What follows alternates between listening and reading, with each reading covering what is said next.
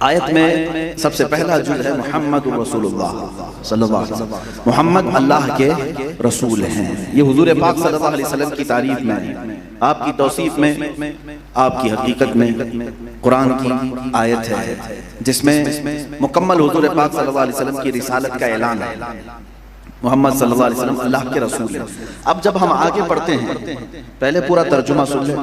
वल्लदीना मअहू, और जो उनके साथ हैं, अशिद्दाउ अलल कुफार, काफिरों पर भारी हैं, रहमाउ बैनहुम, आपस में नरम दिल हैं, तराहुम रुक्अन सुज्जदन यब्तगून फज़लन मिनल्लाहि व रिज़वाना, तुम उन्हें देखोगे कि वो रुकू और सजदे में होंगे और अल्लाह का फजल तलाश करते होंगे। ये सहाबा की फजीलत में आयत आई है, लेकिन सहाबा में भी खास सहाबा के मुताल्लिक मुफस्सिरीन फरमाते हैं वल्लदीना मअहू, जो इतना टुकड़ा है आयत का, और जो उनके साथ हैं, इससे मुराद सिद्दीक़ अकबर की ज़ात है, क्योंकि हज़रत अबू बकर से ज़्यादा साथ कौन रहा है हुजूर की बात। वो जिंदगी में भी साथ थे, वफात के बाद भी हुजूर से इसके साथ सोए, और जन्नत में भी साथ रहने वालों में। तो माहू अरबी में उसके साथ, उनके साथ। अशिद्दाउ अलल कुफार, इतना जो टुकड़ा है काफिरों पर बहुत भारी हैं, इससे मुराद सैयदना उमर फारूक। रहमाउ बैनहुम, आपस में ये नरम दिल है, इनसे मुराद उस्मान गनी। अब आखिर में जो टुकड़ा आता है आयत का, तराहुम रुक्अन सुज्जदन यब्तगून फज़लन मिनल्लाहि व रिज़वाना, तुम उन्हें देखो कि रुकू की हालत में, सजदे की हालत में अल्लाह का फज़ल तलाश कर रहे होंगे। इस टुकड़े से मुराद मौलाए कायनात अली मुर्तज़ा रज़ियल्लाहु तआला अन्हु, जिनकी जिंदगी खाने काबा से शुरू हुई और मेहराब में शहादत पर खत्म हुई। सजदे और रुकू के आलम में लोगों ने हमेशा आपको देखा, नमाज में महवियत का आलम यह होता कि आप दुनिया व माफिया से बेनियाज होकर अपने रब ताला की बारगाह में ऐसे माह होते कि किसी चीज का ख्याल नहीं करते बाहर, यहाँ तक कि आपके पैर में तीर चुभा था और उसको निकालना बहुत दिक्कत वाला काम था। लोगों ने यही मशवरा किया कि मौला अली को नमाज की हालत में हो जाने दो, फिर ये तीर निकाला जाएगा। सैयदना अली करमल्लाहु वजहुल करीम नमाज की हालत में आए तो लोगों ने पीछे से पैर पिंडली पे जो तीर था वो खींच के निकाल लिया, मगर आप बदस्तूर अपनी नमाज जारी रखे रहे। नमाज मुकम्मल होने के बाद हज़रत अली रज़ियल्लाहु तआला अन्हु ने लोगों से पूछा, मेरे पैर में का तीर कब निकाला, कैसे निकाला गया? ये नमाज में महवियत का आलम था, किसका? मौला अली करमल्लाहु वजहुल करीम का। और उनकी फजीलत में आयत का वही टुकड़ा आया है, तराहुम रुक्अन सुज्जदा, तुम उन्हें देखोगे कि वो रुकू की हालत में और सजदे की हालत में अपने रब को तलाश कर रहे होंगे। इसीलिए हज़रत अली करमल्लाहु वजहुल करीम से ये भी पूछा गया, सवाल किया गया, ए अली आप कहते हैं हर चीज का जवाब मैं कुरान से दे दूंगा, बहुत सारी चीजें आपको अल्लाह ने इल्म के तौर पर वदीयत की है, क्या आपने अपने रब को भी देखा है? ये बात तो जाहिर सी बात है, सवाल करने वाला जिस अंदाज से सवाल कर रहा है, अगर इल्म हासिल करने के लिए सवाल किया जाए तो मामला अलग है, और अगर कोई नीचा दिखाने के लिए सवाल कर रहा है तो भी मामला अलग हो जाता है। बहरकैफ मैं उस बहस में नहीं हूं। हज़रत अली करमल्लाहु वजहुल करीम से सवाल किया गया तो आपने क्या जवाब फरमाया? आप इरशाद फरमाते हैं, मैं दूसरा सजदा नमाज का उस वक्त तक नहीं करता जब तक पहले सजदे में उसकी तजल्लियां नहीं देखता, रब्बे ज़ुल जलाल की तजल्लियां जब तक नहीं देखता। ये जो दीदार खुदा की बात है, ये आलम बेदारी में, या जिस तरह रसूल करीम सल्लल्लाहु अलैहि वसल्लम को मेराज हुई है, शब मेराज, उस तरह के दीदार की बात नहीं है। ये ऐने कल्ब यानी दिल की आंखों से देखने वाली बात है, जो बसीरत जिसको कहा जाता है। एक है बसारत जो आंखों से देखा जाता है, और एक बसीरत है जो दिल की निगाहों से देखा जाता है। यानी अंधा भी बहुत सारी चीजें देखता है, महसूस करता है, उसे पता रहता है, जानते हैं ना, आंख बंद है उसकी लेकिन उसके दिल से बहुत सारी चीजें वो महसूस करता है, वो बसीरत। लेकिन बिला तशबीह बिला तमसील, मैं किसी अंधे को किसी पर मिसाल के तौर पर नहीं अर्ज कर रहा हूँ, मैं सिर्फ और सिर्फ आपको ये समझा रहा हूँ कि निगाहें दो तरह की होती हैं, एक माथे की निगाहें हैं और एक कल्ब की निगाहें हैं। बहरहाल हज़रत उस्मान गनी रज़ियल्लाहु तआला और हज़रत अली करमल्लाहु वजहुल करीम रसूल पाक सल्लल्लाहु अलैहि वसल्लम के खुलफाए राशिदीन में तीसरे और चौथे, यही अहले सुन्नत व जमात का मौक़िफ़ है। इसी पर हम सब का आज तक इजमा है। एक बात याद रख लें, बाज लोग इस बात को बहुत ज्यादा वावेला मचाकर कहते हैं, वो रसूल पाक सल्लल्लाहु अलैहि वसल्लम के दामाद हज़रत अली, सैयदा कायनात फातिमा ज़हरा के शौहर, हसनैन करीमैन के बाप, सारी फजीलतें, और तुम उनको चौथे नंबर पर लेकर के आते हो। मेरे अजीजों, चौथे नंबर पर आने से मौला अली करमल्लाहु वजहुल करीम की फजीलत पे कुछ फर्क नहीं पड़ता। जो अल्लाह ताला ने उन्हें अता फरमाया, जो रसूल पाक सल्लल्लाहु अलैहि वसल्लम से उनकी कुर्बत है, वो बदस्तूर वैसी ही रहेगी। मेरे अजीजों, अहादीस उठा करके पढ़ो। हुजूर सल्लल्लाहु तआला अलैहि वसल्लम अपनी जिंदगी पाक में जितना करीब हजरत अली को रखते थे, ये तीनों खुलफाए राशिदीन अपने दौरे खिलाफत में हजरत अली को वैसे ही रखा करते थे। खिलाफत के बहुत सारे काम सिद्दीक अकबर के जमाने में हो, उमर फारूक के जमाने में, उस्मान गनी के जमाने में, रिज़वानुल्लाहि तआला अलैहि मजमाईन, हजरत अली के मशवरे के बगैर कोई काम नहीं होता था। उन्होंने भी अपने अपने जमानों में मुशीर खास रखा। ये झगड़े और फसादात जिस तरह से गैरों की तरफ से डाले गए हैं और वसवसे मोमिनीन के दरमियान डाल करके इन्हें गुमराह करने की कोशिश की जाती है, बचे मेरे अजीजों। उम्मत का इस बात में कोई झगड़ा नहीं, बल्कि खुलफाए राशिदीन का आपस में कोई झगड़ा नहीं रहा, उनका आपस में कोई झगड़ा नहीं रहा। 4 खुलफाए राशिदीन हैं, हजरत अबू बकर, हजरत उमर, 2 खलीफा तो हुजूर के ऐसे हैं जो हुजूर के ससुर हैं, और हजरत उस्मान और हजरत अली 2 ऐसे खुलफा हैं जो हुजूर के दामाद हैं, और इनकी आपस में भी बड़ी गहरी रिश्तेदारियां हैं। हजरत अबू बकर सिद्दीक रज़ियल्लाहु ताला, हजरत उमर फारूक रज़ियल्लाहु ताला, ये सब कुरैश से हैं, चारों खुलफा कुरैश से हैं, और इनकी आपस में ससुराली रिश्तेदारियां भी हैं, ननहाली रिश्तेदारियां भी हैं, ददियाली रिश्तेदारियां भी हैं, और सबसे बड़ी रिश्तेदारी हुजूर की मोहब्बत है, सहाबियत है। हुजूर अकरम सल्लल्लाहु तआला अलैहि वसल्लम की पूरी हयात तय्यबा में इन चारों खुलफाए राशिदीन में किसी एक रिवायत में हमने नहीं देखा कि इनके झगड़े फसादात हुए, एक दूसरे के इख्तिलाफात हुए, कुछ हुआ हो, ऐसा कभी नहीं देखने में। और 30 साल खिलाफत राशिदा के जमाने में भी कभी हमको सुनने में नहीं आता कि हजरत अली रज़ियल्लाहु ताला अन्हु ने सिद्दीक अकबर के खिलाफ ऐलान कर दिया, हजरत उमर के खिलाफ ऐलान कर दिया, हजरत उस्मान के खिलाफ ऐलान कर दिया, कभी नहीं। और ना ही उन खुलफा ने हजरत अली करमल्लाहु वजहुल करीम की ताज़ीम और तकरीम में कभी कोई कमी की, हरगिज़ नहीं। जब हुजूर सल्लल्लाहु अलैहि वसल्लम के जमाने में भी कुछ नहीं था, खुलफाए राशिदीन के दरमियान में आपस में भी कुछ नहीं था, तो 1400 साल के बाद की कीड़ों के अंदर कैसे ये सब नफरतें आ जाती हैं?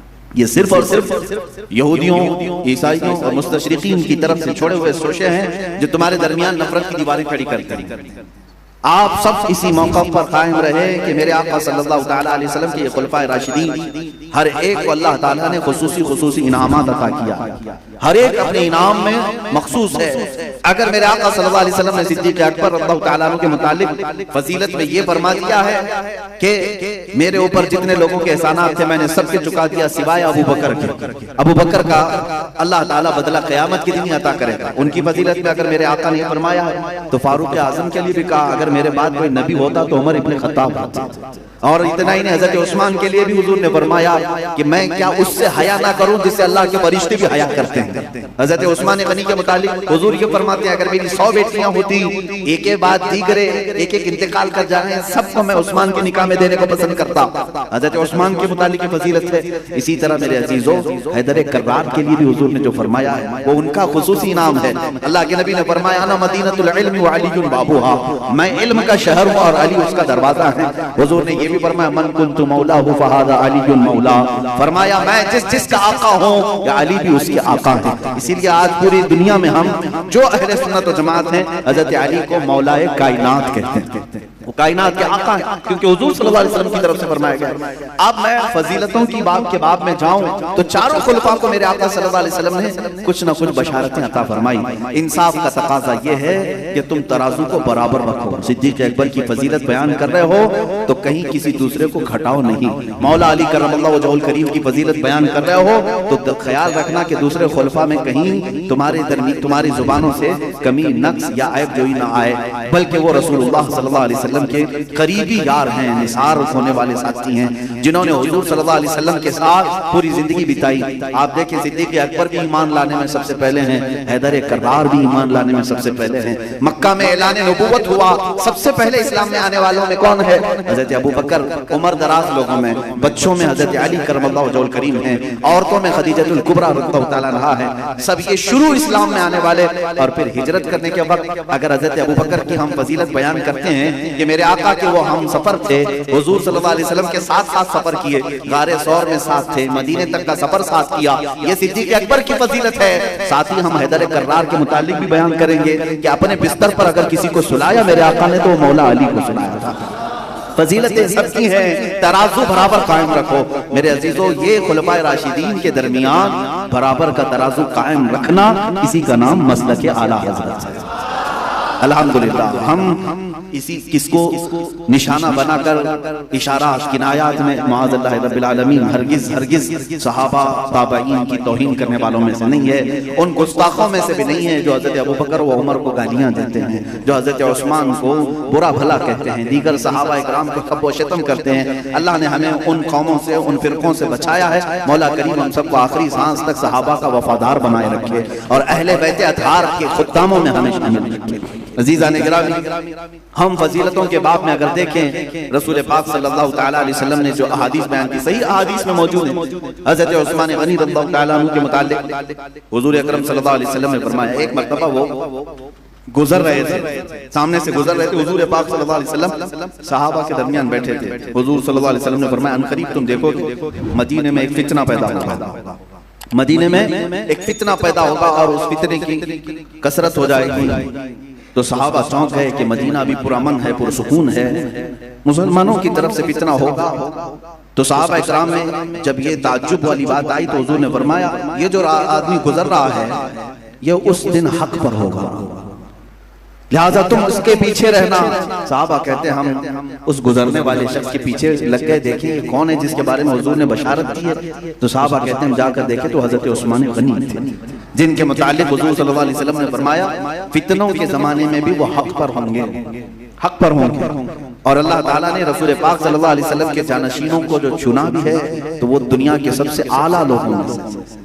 यकीन जानिए आज पूरी दुनिया के लिए मेरी तरफ से चैलेंज है कि तुम ढूंढ करके अपने बादशाहों की लिस्ट खंगालो, लेकिन मेरे आका की गुलामी में रहने वाले न सिद्दीक की मिसाल ला सकोगे न फारूक की मिसाल ला सकोगे रज़ियल्लाहु ताला अन्हु नहीं ला सकोगे, क्योंकि उन्होंने जो हुकूमतें कायम की हैं, निज़ाम इस्लाम कायम किया है, वो अदल व इंसाफ की बुनियाद पर कायम किया है, अल्लाह के खौफ की बुनियाद पर उन्होंने इमारतें कायम की हैं। सैयदना उस्मान गनी रज़ियल्लाहु ताला अन्हु का जमाना आया, खिलाफत हज़रत उमर फारूक रज़ियल्लाहु ताला अन्हु ने एक मजलिस शूरा बनाई थी जिसमें 6 लोग थे। हज़रत उमर ने उनको खिलाफत का मामला सुपुर्द कर दिया था कि तुम 6 लोग आपस में जिसको चुनना चाहो चुन लेना। उन 6 लोगों में हज़रत उस्मान भी थे, हज़रत अली भी थे, हज़रत तलहा, हज़रत जुबैर भी थे, अब्दुर्रहमान बिन औफ भी थे और हज़रत साद इब्न अबी वक्कास रज़ियल्लाहु ताला अन्हु। गालिबन मैं एक नाम बोल रहा हूँ, 6 लोग थे। इन 6 को हज़रत उमर फारूक ने सुपुर्द कर दिया था कि तुम आपस में खिलाफत के उमूर को देख लेना। तो इन 6 लोगों ने जो मशवरा किया उसमें सबसे पहले हज़रत जुबैर और तलहा रज़ियल्लाहु ताला अन्हु, ये भी सब अशरा मुबश्शरा में से। ये जो 6 थे ये 6 वो अशरा मुबश्शरा में से जिनको हुजूर ने दुनिया में जन्नत की बशारत की और हुजूर पाक के निहायत ही करीबी रहे। ये दोनों लोगों ने पहले अपने आप को अलग कर लिया खिलाफत से और उसके बाद इसी तरह एक ने दूसरे ने तीसरे से खिलाफत का जिम्मा दूसरे को डालना चाहा। हज़रत अली करमल्लाहु वजहुल करीम मौजूद थे और हज़रत उस्मान 2 बच्चे थे। तो हज़रत अली आगे बढ़े और हज़रत उस्मान का हाथ पकड़ा और कहा मैं इससे बेहतर हमारे दरमियान किसी और को नहीं समझता। हज़रत उस्मान गनी रज़ियल्लाहु ताला अन्हु की खिलाफत का अगर सबसे पहले किसी ने ऐलान किया है तो मौला अली करमल्लाहु वजहुल करीम। हज़रत अली रज़ियल्लाहु ताला अन्हु खिलाफत को तस्लीम की और हज़रत उस्मान गनी की खिलाफत का ज़माना 12 साल तक। चारों खुलफाए राशिदीन में सबसे ज्यादा ज़माना अगर किसी ने पाया है तो हज़रत उस्मान गनी ने पाया है। उनके 6 साल निहायत ही आला किस्म के थे। शुरू के 6 साल फुतूहात इस्लामिया भी बहुत हुई, यानी बहुत सारे मुल्क नए फतह होकर के इस्लाम में आए, नई नई सल्तनतें कायम हुई, लेकिन जो अगले 6 साल थे वो निहायत ही फितनों के हो गए। हज़रत उस्मान गनी रज़ियल्लाहु ताला अन्हु के इर्द गिर्द रहने वाले अक्सर जो हवारी मवारियों में आ गए, नए इस्लाम में आए, ये सब हज़रत उस्मान गनी रज़ियल्लाहु ताला अन्हु के खिलाफ दसीसा कारियों में लग गए, आपके खिलाफ कुछ न कुछ बातें गढ़ने में लग गए। फिर वो जमाना भी आया 6 साल के बाद का जिसमें दर्दनाक शहादत भी हुई। मैं वो अर्ज करता हूँ, लेकिन मेरे अजीज सबसे पहले मैं यहाँ पर एक बात अर्ज करूंगा, खिलाफत राशिदा, ये खिलाफत राशिदा, क्योंकि फिर मुझे शायद हो सकता है बाद में बोलना हो, मौका मिले ना मिले। खिलाफत का लफ्ज सबसे पहले ही मैंने कहा था कि आज दुनिया में सबसे ज्यादा अगर किसी को चुभता है कोई लफ्ज तो खिलाफत का लफ्ज, खिलाफत का लफ्ज। आज से तकरीबन 100 साल पहले की बात है जब खिलाफत दुनिया से खत्म हो गई। कहीं आज खिलाफत के नाम पे कोई चीज नहीं है। आपको पता है कि खिलाफत राशिदा तकरीबन 30 साल तक रही। उसके बाद खिलाफत जिस तरह से भी रही हो, मुलुकियत कहे खिलाफत के नाम पर थी। हजरत अमीर मुआविया रज़ियल्लाहु ताला अन्हु के बाद से लेकर के ये खुलफा बनु उमैया की खिलाफत उमवी इसको कहते हैं, ये तकरीबन 90 साल तक चलती रही। उनके बाद फिर खुलफा बनु अब्बास, अब्बासी खिलाफत चली, ये भी तकरीबन 550 साल के आसपास। और उनके बाद जो बड़ी खिलाफतें थी उसमें छोटी छोटी भी आई हैं, खिलाफत फातिमिया नाम से और भी दीगर, लेकिन में बड़ी जो खिलाफतें थी अक्सर ममालिक को घेरे हुई थी। खिलाफत अब्बासिया के बाद तक खिलाफत उस्मानिया कायम हुई जो तुर्की से चली, ये 650 साल तक चली। 1340 हिजरी या 1920 या 1921 के आसपास आकर खिलाफत खत्म हो गई। और मैं ये बात क्यों अर्ज कर रहा हूँ, हुजूर पाक सल्लल्लाहु अलैहि वसल्लम की वफात से लेकर 1921, अभी क्या चल रहा है 2021, 1921 तक खिलाफत चलती आई। अलग अलग मुल्कों में हो रही, अलग अलग लोगों में रही, अलग अलग खानदानों में रही, लेकिन नाम खिलाफत का था। और जो खलीफा होता था उसकी ताज़ीम व तकरीम भी होती थी। 1920 के बाद से लेकर अब हमारा 2021 आ गया, 100 साल से पूरी दुनिया में खिलाफत नाम से कोई चीज कायम नहीं हुई। हालांकि इस्लामी ममालिक बहुत सारे हैं, तकरीबन 57 कंट्रीज पूरी दुनिया में, अभी 57 मुल्क ऐसे हैं जो अपने आप को मुसलमान मुल्क कहते हैं, इस्लामी मुल्क कहते हैं। इस्लाम यहाँ कितना नाफिज है ये अलग बात है, जितना मर्जी उतना नाफिज कर दिया है, और जो नहीं पसंद आता उसको निकाल कर रख दिया है। उसके साथ जमहूरियत को भी मिलाकर के कुछ लोगों ने इस्लामी मुल्क बनाया है। 57 मुल्क हैं, लेकिन इन 57 मुल्कों में कहीं पर भी खिलाफत कायम नहीं है। खिलाफत नहीं है। खिलाफत क्यों नहीं है और क्यों आज तक लोग इसके बारे में चर्चा भी नहीं करना चाहते? जानते हैं 1920 को जब वर्ल्ड वॉर फर्स्ट खत्म हुई थी और खिलाफत उस्मानिया को खत्म कर दिया गया था, तो यहूदियों ने अपनी पसंद का बादशाह ला करके तुर्की में बिठा दिया, मुस्तफा कमाल बादशाह, जिसने तुर्की में मौजूद सारी इस्लामी रिवायात को खत्म कर दिया 11 साल के अंदर। हिजाब पर्दा खत्म कर दिया, अजानों को बंद करा दिया था, कुरान के लिटरेचर को अरबी से हटाकर तुर्की में लिखवाने का ऑर्डर दे दिया था, हिफ्ज करने पर कुरान के पाबंदी लगा दिया, बहुत सारी चीजें, औरतों को बेहिजाब बाहर कर दिया। सेकुलरिज्म के नाम पर उसने इस्लाम की सारी रिवायात को खत्म कर दिया, कत्ल कर डाला था। तो उस वक्त यहूदियों ने एक ऐलान किया था।